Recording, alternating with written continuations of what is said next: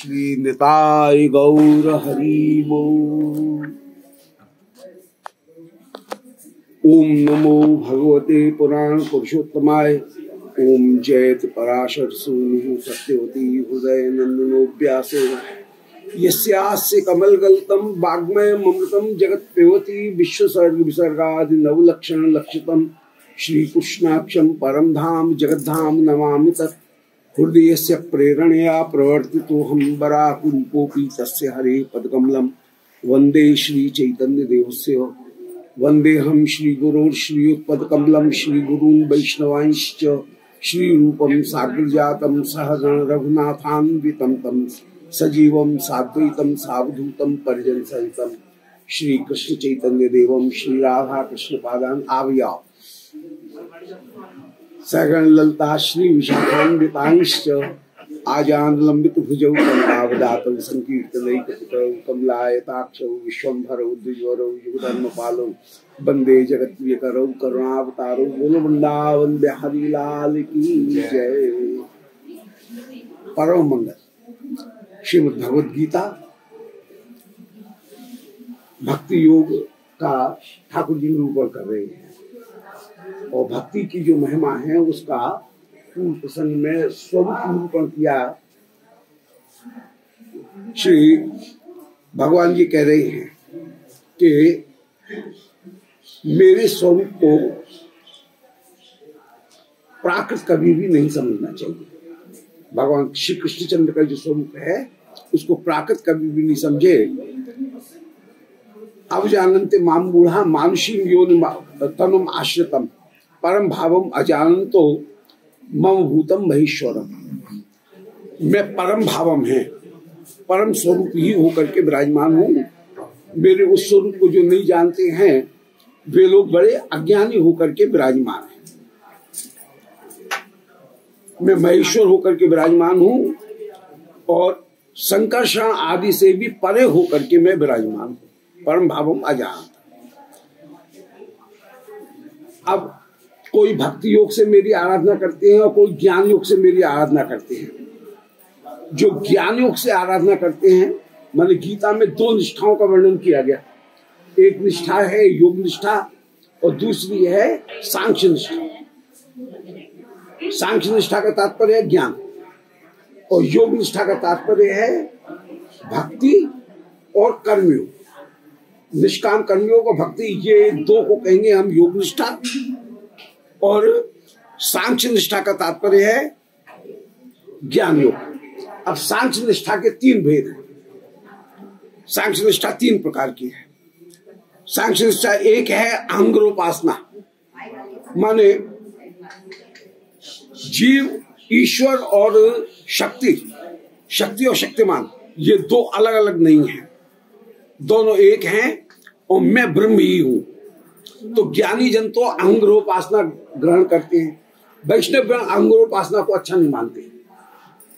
हम तो दास हैं ठाकुर के, हम ईश्वर नहीं। तो सांख्य पधारो। ये आपकी तो बात दिख रही।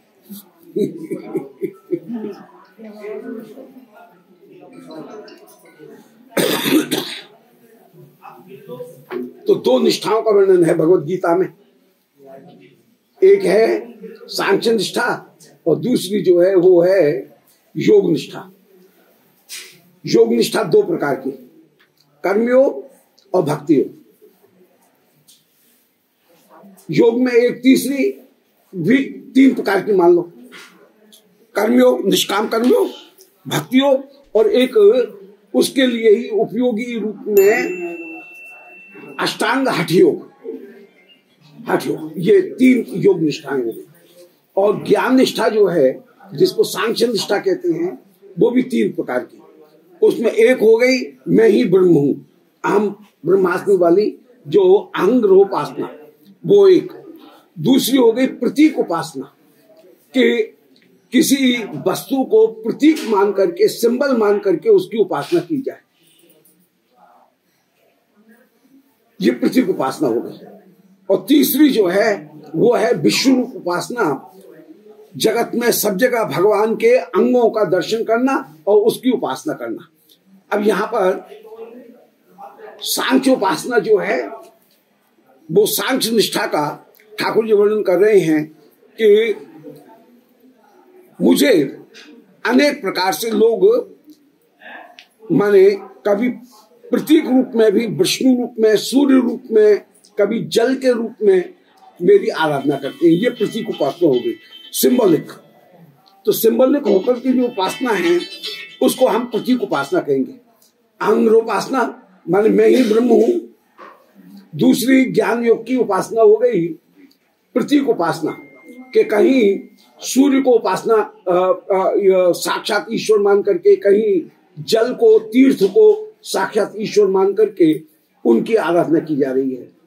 पृथ्वी जल, कहीं कहीं तो वृक्ष जो है उनको ठाकुर जी का स्वरूप धारण करके माने वृक्षों से लिपट जाए, उनको ही उपासना माने। कभी प्रतीक उपासना में किसी पशु को हम प्रतीक रूप में ब्रह्म का रूप मान लें और उसकी पूजा करें, तो ये प्रतीक उपासना हुई, सिंबॉलिक। जैसे जो राष्ट्र है उनके अलग अलग चिन्ह हैं और उन चिन्हों को ही राष्ट्र का प्रतीक करके मान लिया जाए, तो वो प्रतीक उपासना हो गई। अब तीसरी जो उपासना है ज्ञान मार्ग में, वो है विश्व रूप उपासना।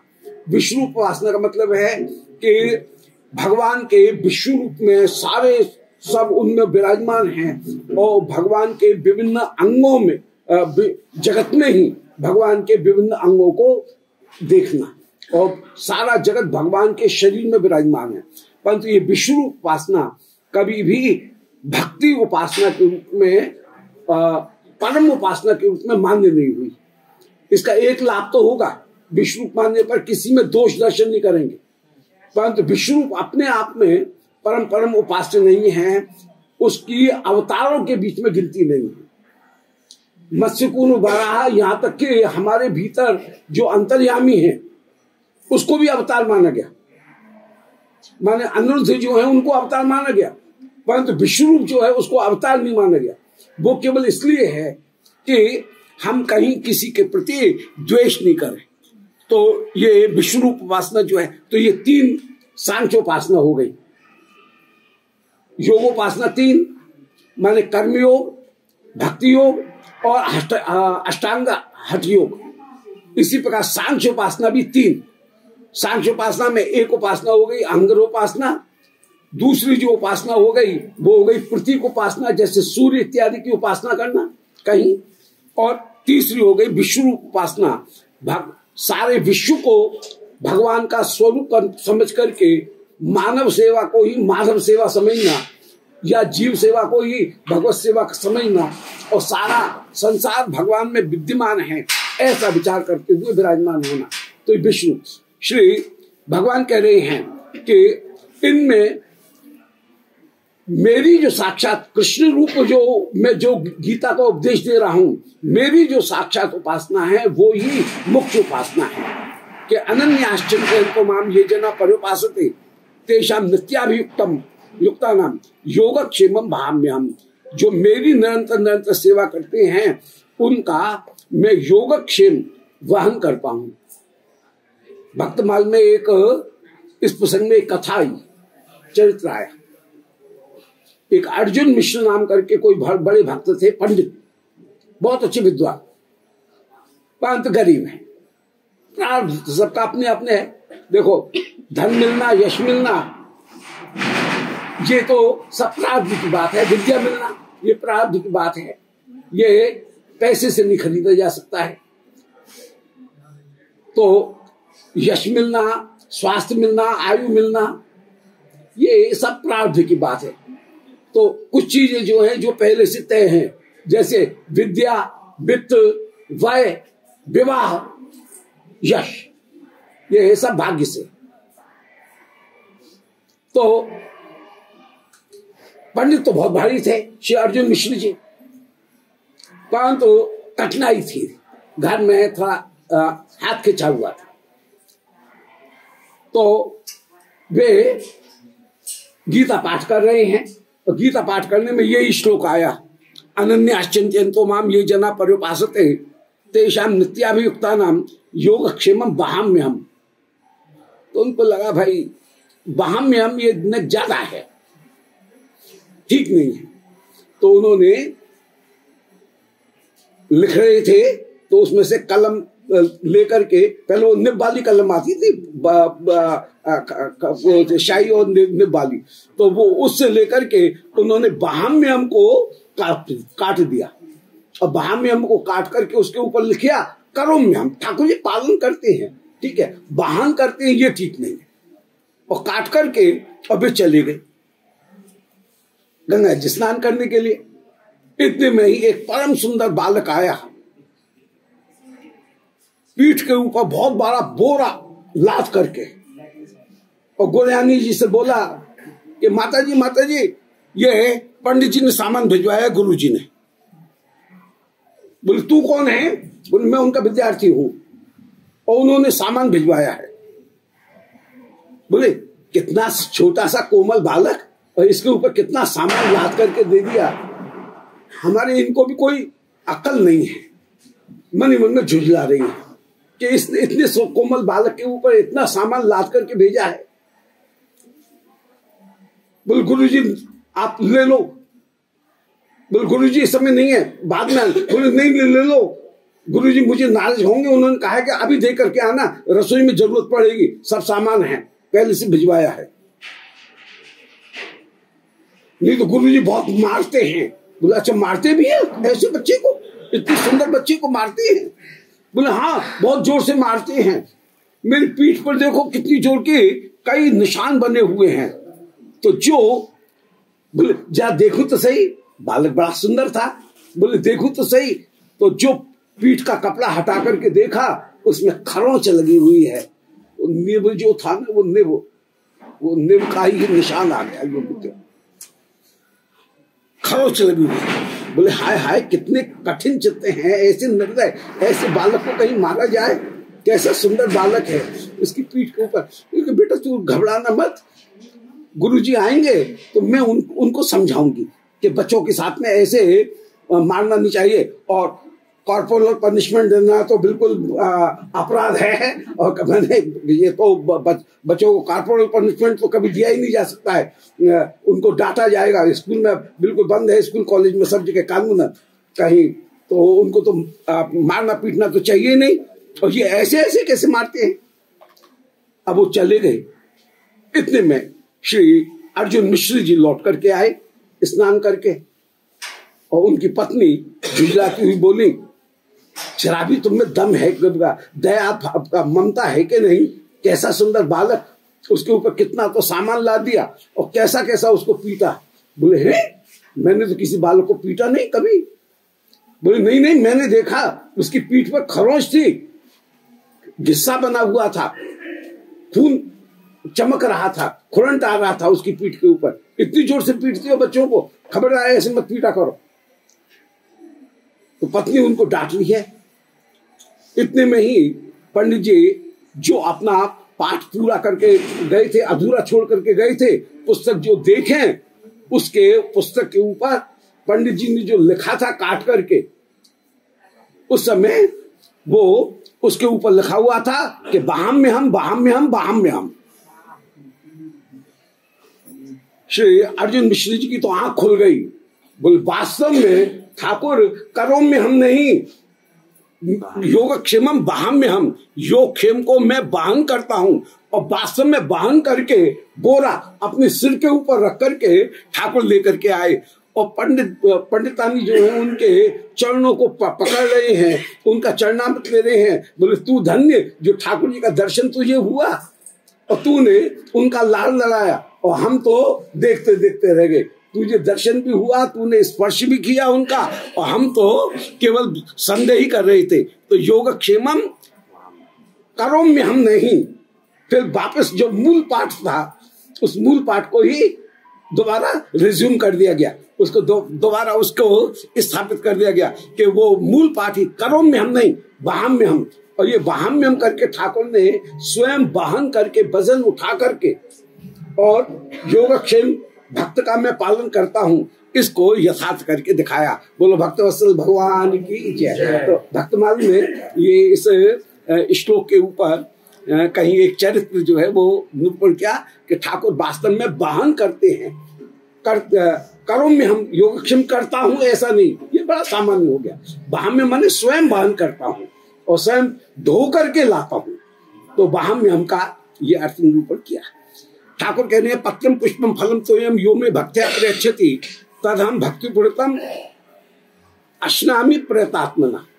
जहां पर इस श्लोक में भक्ति शब्द का 2 बार प्रयोग हुआ है, भक्तिपूर्तम और भक्त्या उपृतम और भक्त्या प्रयच्छति। इसके द्वारा है कि हम जो प्रदान करेंगे वो देंगे भक्ति महारानी को और भक्ति महारानी समर्पित कर देंगे ठाकुर को। तो कोई भी भोग लगाते हैं तो पहले तुलसी समर्पित की, जैसे हमने अपनी सामग्री को समर्पित कर दिया श्री भक्ति महारानी तुलसी को, और श्री भक्ति महारानी के हाथ से ठाकुर जी को ग्रहण करेंगे। तो 2 बार भक्ति शब्द का प्रयोग ये दृढ़ता के लिए है कि पत्र पुष्प फल जल जो मुझे भक्ति पूर्वक प्रदान करता है। तो एक हो गया हृदय में भाव और दूसरा हो गया चेष्टा। तो 2 प्रकार 2 जगह भक्ति शब्द का प्रयोग करते, हृदय में भी भाव होना चाहिए, चेष्टा भी होनी चाहिए, इसलिए 2 जगह भक्ति शब्द का प्रयोग हुआ। तो भक्तिया प्रयच्छति तद हम भक्तिपूर्तम, आज भक्ति द्वारा चेष्टा के रूप में भी जो समर्पित किया गया उसको अश्नामी माने वास्तव में ग्रहण करता हूं। पत्र पुष्प के रूप में गजेंद्र ने यदि कमल उछाल करके फेंका तो कमल गिर नहीं जाए, इसलिए भगवान गरुड़ से कूद करके उस कमल को ग्रहण कर रहे हैं। एक तुलसी पत्र जो है उसको भी आप ग्रहण कर रहे हैं, कहीं जल को भी ग्रहण करते हुए विराजमान हो रहे हैं। तो उसको भगवान भक्तिया उपृतम माने भक्त ने हृदय में भाव रखा, हृदय में भाव रख करके चेष्टा रूप में भक्ति महारानी को समर्पित किया और भक्ति महारानी ने उसको ठाकुर जी को समर्पित किया।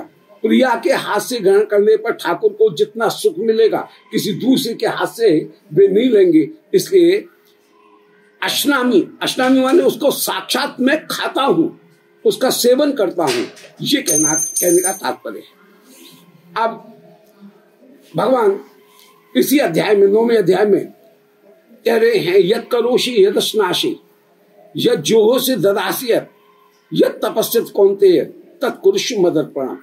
जो भी अच्छी अच्छी बातें हैं उनको ठाकुर को समर्पित कर देना चाहिए। हम जो कर रहे हैं, जो स्वयं जो हमको अच्छा लगे वो ही ऋतु के अनुसार वस्तुएं ठाकुर जी को भी समर्पित करनी चाहिए। जैसे सर्दी के दिन हैं तो ठाकुर जी को सुहाग सुंदर गरम गरम वस्तुएं भी ठाकुर जी को समर्पित करेंगे। तो यथा देहे तथा देवे, यथा देवे तथा गुरव, ये वेद के वचन है कि जो हम अपने लिए पसंद करते हैं वो ही हम ठाकुर जी को समर्पित करें। यदि जाड़े में हमको ऊनी कपड़ा गर्म कपड़ा है तो ठाकुर जी की शैया जी के ऊपर भी रजाई सुंदर उनको जो कपड़ा है ठाकुर जी को भी गर्म कपड़ा वो धारण कराते हुए विराजमान होंगे।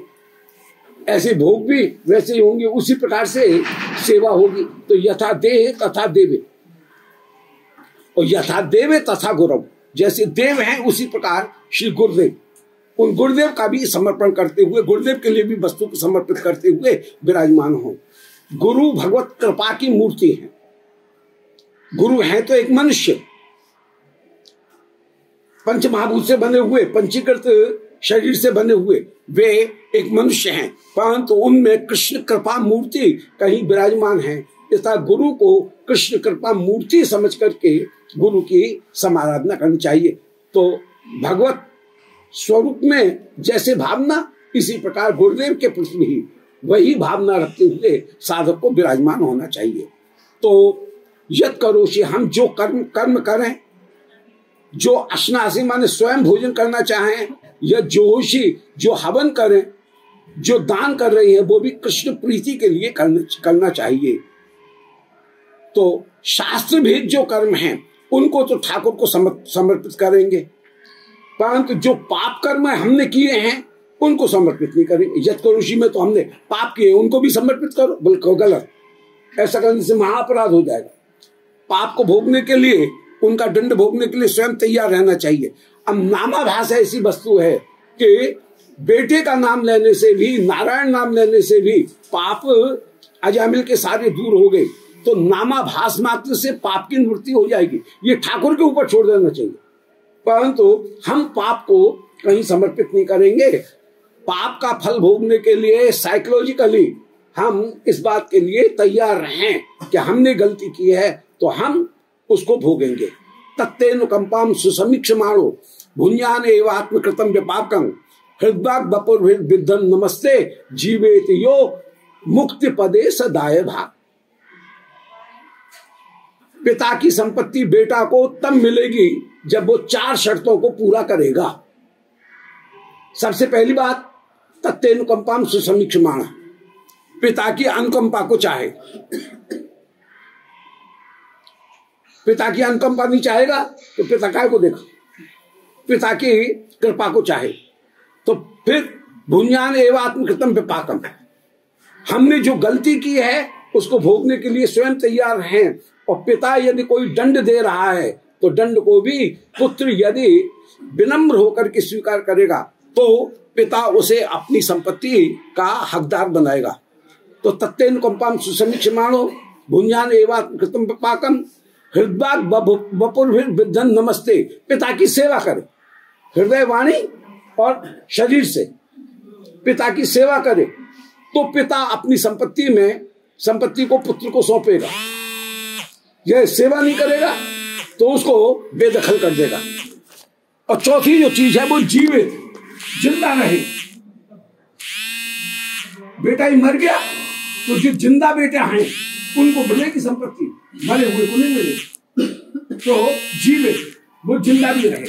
तो श्री ब्रह्मा जी स्तुति करते हुए कह रहे हैं कि ठाकुर की सेवा करते समय भी ये 4 चीज अपना चाहिए। जीवित का तात्पर्य क्या है कि भजन में लगे रहो, ये जीवित का तात्पर्य, कि भजन निरंतर करते रहना चाहिए। तो तत्तेनुकंपाम सुसमीक्षमाणो, श्री राधारमण लाल की अनुकंपा को चाहें। भुंजान एवं आत्मकृतम विपाकम, हमने जो गलती की है, अपराध किए हैं, उनको भोगने के लिए हम मनोवैज्ञानिक दृष्टि से तैयार हैं और उनकी रेस्पॉन्सिबिलिटी अपने ऊपर लें। उनकी क्रेडिटेबिलिटी जो है वो अपने ऊपर हम कहीं ग्रहण करें। तो भुंजान एवं आत्मकृतम विपाकम, हमने जो गलती की है उसके लिए हम स्वयं उसकी जिम्मेदारी, उत्तरदायित्व उसको स्वीकार करते हुए रहें। क्या हम ठीक है, हमने गलती की है, उसको भोग लेंगे। और हृदय बपुर्भिर्विद्धं नमस्ते, हृदय से और मन से और शरीर से, दोनों से उनकी कृपा को हम चाहें, उनकी सेवा करें। तो भक्ति 2 प्रकार की, ठाकुर के प्रति प्रेम भाव रखना, इसका नाम भी भक्ति है। और ठाकुर के को सुख मिले इस विचार करते हुए करने वाली जितनी भी चेष्टाएं हैं, मंदिर में सोहनी दे रहे हैं, मंदिर वस्त्र कर रहे हैं, ठाकुर के जितने भी बर्तन हैं उनका परिष्कार कर रहे हैं, बाजार से सामान ला करके ला रहे हैं, भंडार की सेवा कर रहे हैं, फूल माला बना रहे हैं, जितनी भी सेवाएं हैं उनको शरीर से भी जो सेवाएं की जा रही हैं उसका नाम भी भक्ति। तो भक्ति 2, भाव रूप भक्ति और क्रिया रूप भक्ति, 2 प्रकार की भक्ति है। दोनों को करते हुए हम विराजमान हो। हृदय बपुर्भिर्विद्धं नमस्ते, हृदय वाणी और बपु माने शरीर, इनसे ठाकुर को प्रणाम करते हुए विराजमान है। फिर चौथी जो चीज है वो बहुत महत्वपूर्ण है कि जीवे तो जिंदा भी रहना है, माने भजन में लगे रहना है। ये नहीं कि कुछ किया, 2 दिन किया और फिर छोड़ दिया, ऐसा नहीं। निरंतर भजन में निरंतर आसक्त रहना चाहिए, करते रहना चाहिए। तो जीवेति यो मुक्ति पदे सदाय भाग, उसको मुक्ति अपने आप मिल जाएगी। मुक्ति पद के बहुत सारे अर्थ किए गए। मुक्ति पद का एक अर्थ किया ठाकुर, मन जहां माया के बंधन की प्राप्ति नहीं होगी ऐसा मुक्ति पदे का तात्पर्य है कृष्ण चरणों को प्राप्त करने पर फिर माया का बंधन नहीं होगा। तो मुक्ति पदे, मुक्ति पद माने श्री कृष्ण। मुक्ति पद माने उसे मोक्ष प्राप्त करने के लिए अलग से प्रयास नहीं करना पड़ेगा, मोक्ष उसे संसार बंधन की निवृत्ति अपने आप हो जाएगी। मुक्ति पद का एक तात्पर्य है कि वो मुक्ति जो है उसको पैरों की ठोकर मार करके अपने आप छोड़ देगा। मुक्ति पदे का तात्पर्य है कि मुक्ति उसके पैरों में आ जाएगी, वो मुक्ति को भी ठुकरा देगा और भक्ति सेवा जो सुख है उस सेवा सुख को प्राप्त करना चाहेगा। तो मुक्ति पदे, तो मुक्ति पद का एक अर्थ हुआ मुक्ति सहज में मिल जाएगी, फिर दूसरा अर्थ हुआ मुक्ति को वो पैर से ठुकरा देगा। फिर मुक्ति पद का तात्पर्य है कि उसे वैकुंठ की प्राप्ति होगी, वैकुंठ अपने आप में मुक्ति पद है। चौथा मुक्ति पद का तात्पर्य है कि कृष्ण अपने चरणों के निकट उसको रखेंगे।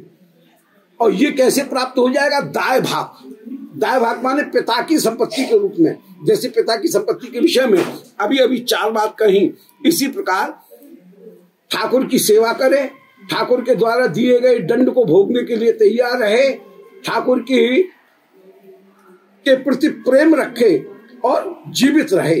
ये चारों शर्त यदि करेगा तो उसे भक्ति की प्राप्ति हो जाएगी। तो यत् करोषि यदश्नासि, इसका अर्थ ये हुआ कि हम पाप कर्मों को ठाकुर को समर्पित नहीं करेंगे। एक ज्ञानी तो पाप कर्मों को भी भगवान को समर्पित कर देता है, क्योंकि उसे अपनी चिंता है कि मुझे मोक्ष मिल जाए, मेरे पोठरी को, इस भार को तुम ढो। तो ठाकुर को उसने समर्पित कर दिया। परंतु हम ऐसा नहीं करेंगे, भक्त जो हैं वो भक्त ऐसा नहीं करेंगे।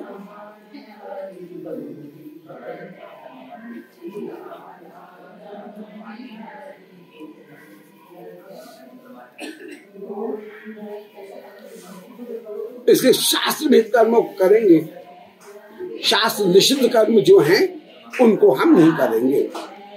अब भक्त जो हैं वो भक्त्या प्रत्येव कर्म क्रियते ननु,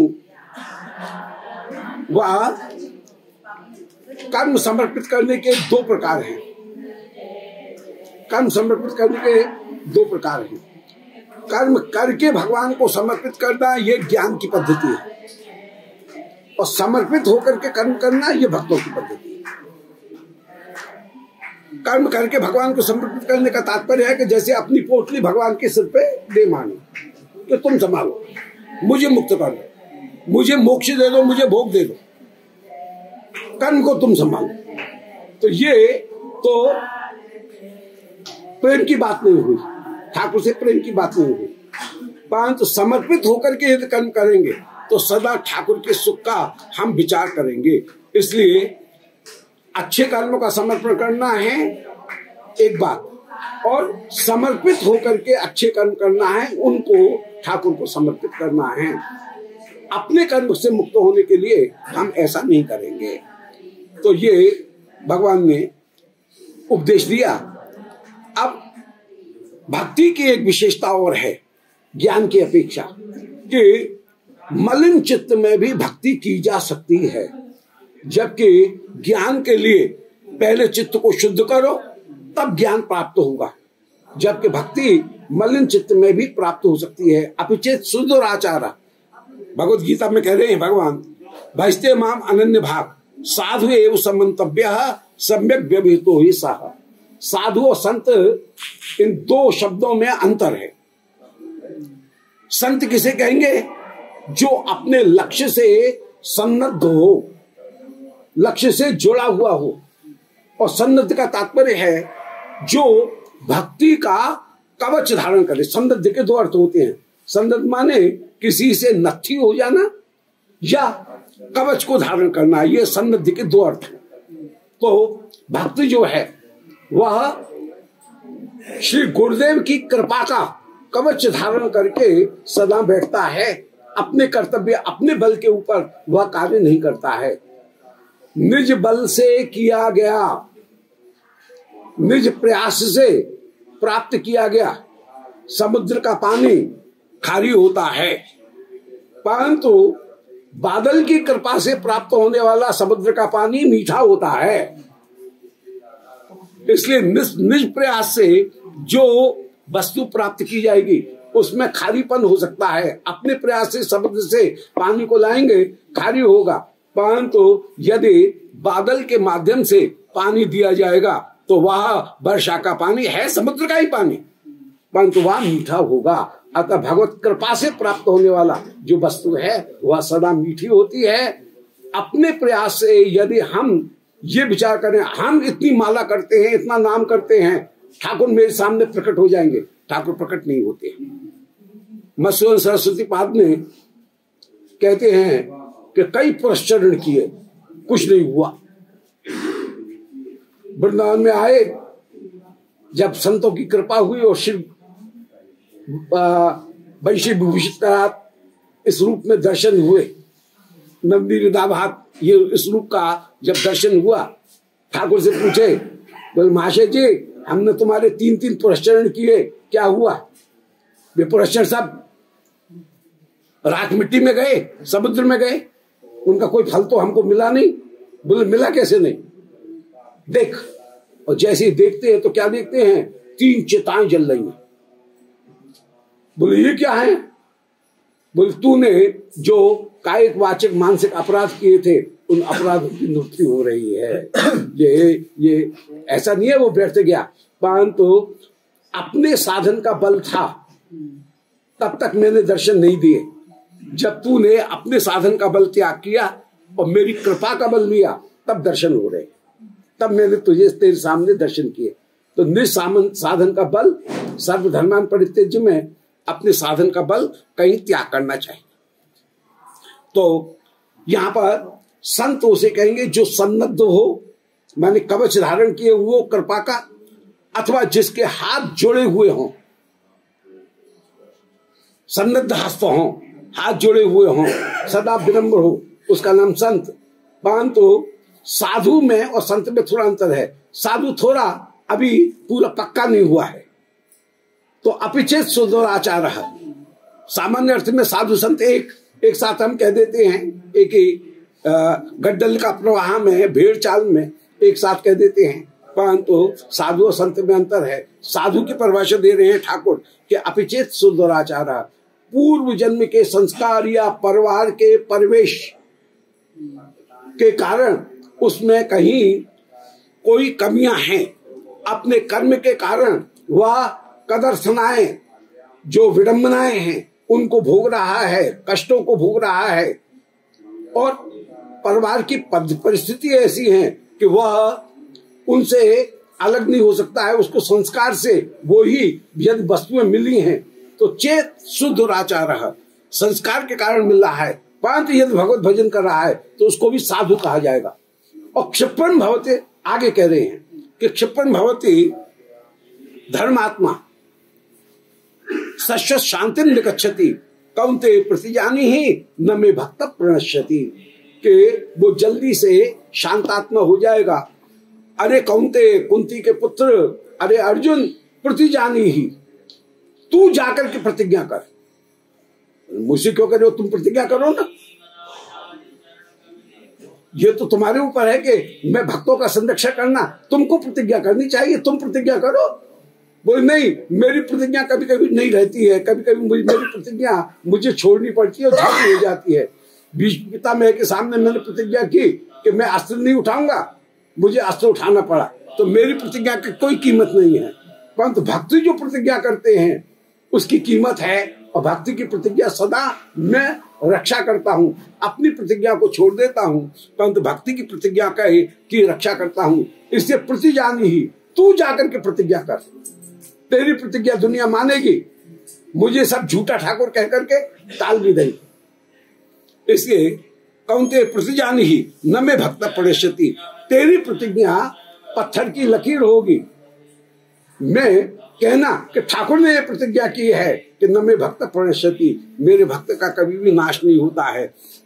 अतः श्री गुरुदेव का यदि शरणाश्रय ग्रहण किया जाए तो भक्त को निस्संदेह विषम परिस्थितियों में भी ठाकुर कहीं न कहीं रक्षा कर देंगे।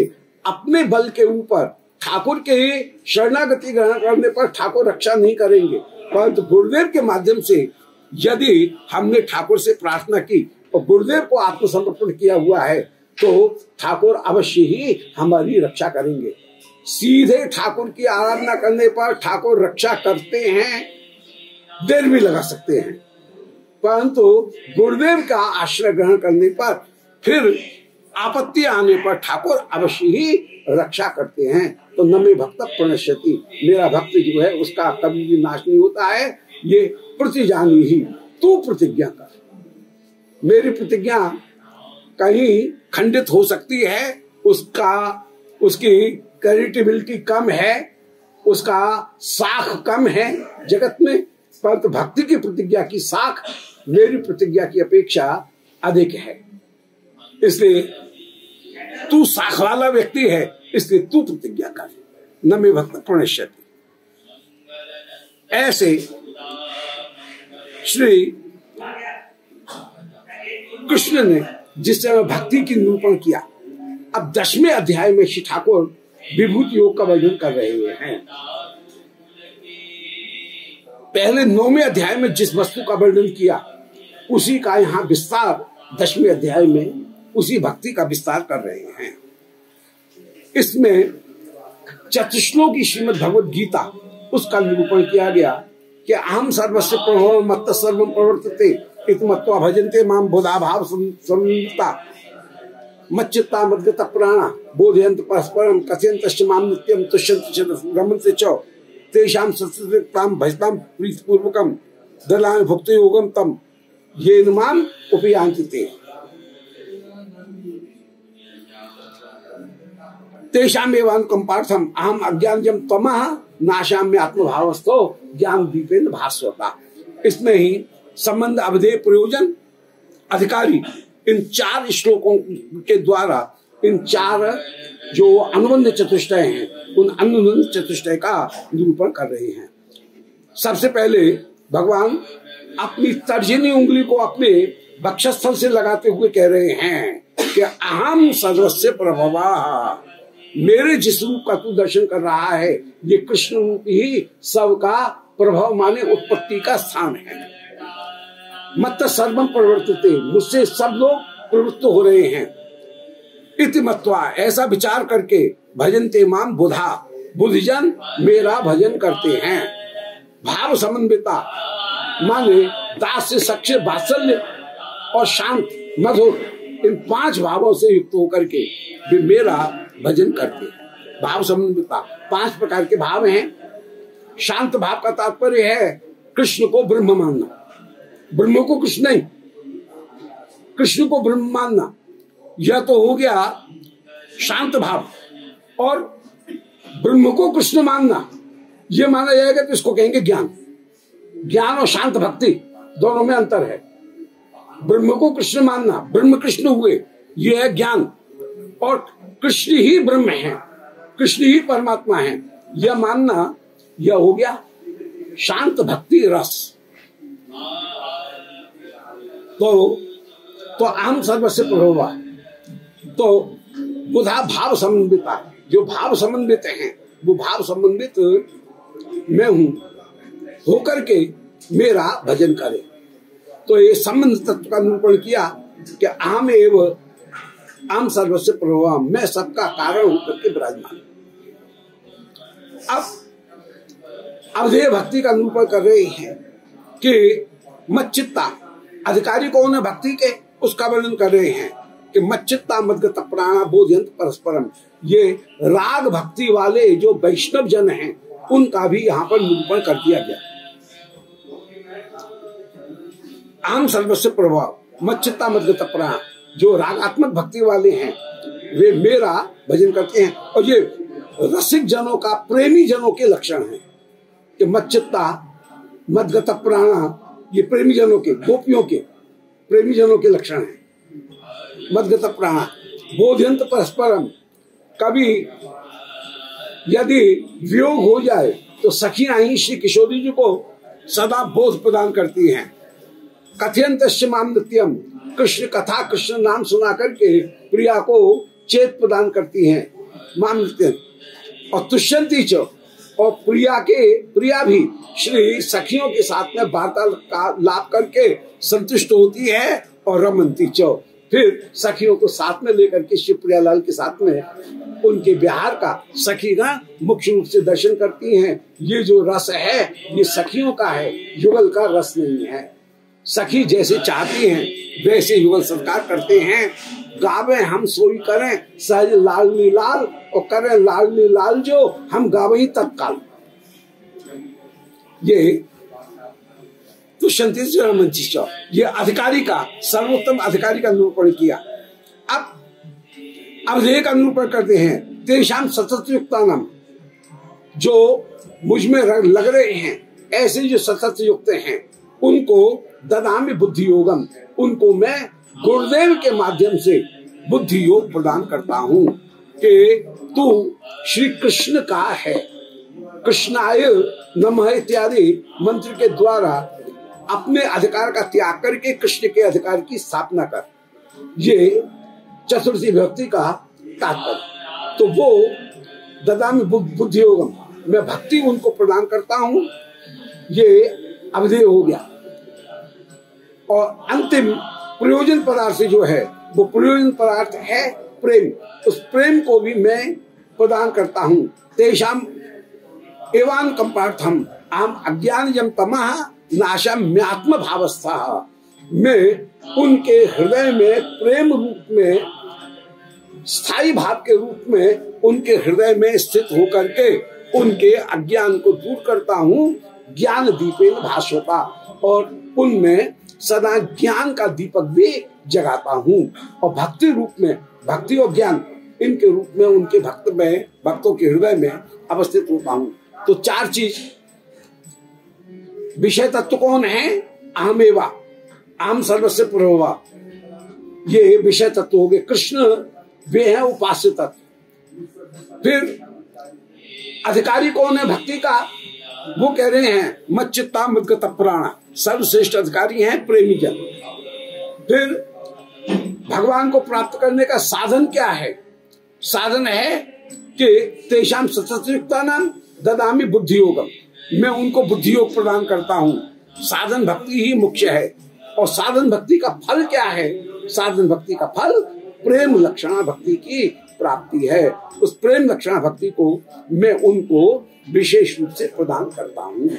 ऐसे श्री भगवान ने यहाँ पर श्री भगवद गीता में इस 10वें अध्याय में जो चतुश्लोकी श्रीमद् भगवद गीता उसका निरूपण किया और संपूर्ण सार रूप में प्रेम रूपी रहस्य का निरूपण किया है। बोलो श्री राघवन लाल की जय। निताय गौर हरि बोल। जय।